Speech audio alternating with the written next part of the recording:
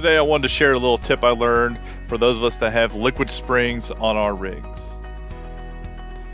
If you're not familiar with liquid springs, I'll put a link in the description. Go ahead, check them out. They are far worth the expense, whether you are ordering your rig new or you're looking to retrofit.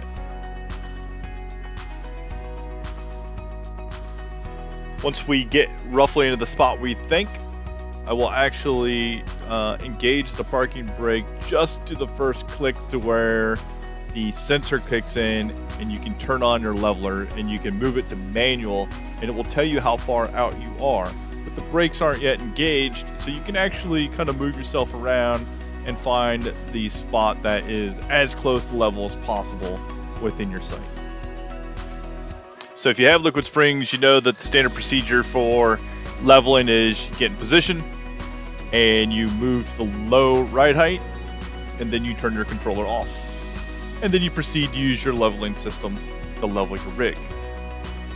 However, there are certain conditions where this just doesn't quite work.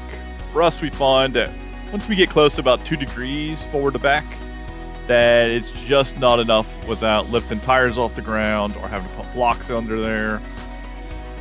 When we find ourselves in these conditions, we really just need just a little bit more settling, either forward or back. And case in point here, we're nose low, and so we really, if we could just get the back to settle down just a little bit more, then we don't have to lift the front up quite as high and pull those wheels off the ground.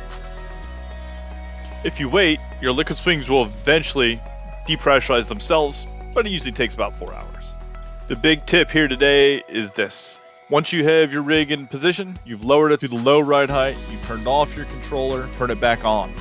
Allow it to do its flashing light sequence, and now press and hold the down button on the right height controller, and this will further depressurize your system and allow the springs to settle down on their bump stops, and giving you just that much more travel before wheels come off the ground.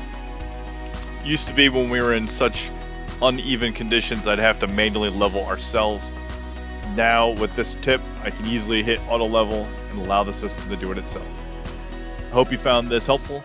If so, go ahead and click the like button, subscribe to our channel for future videos, and we'll see you next time.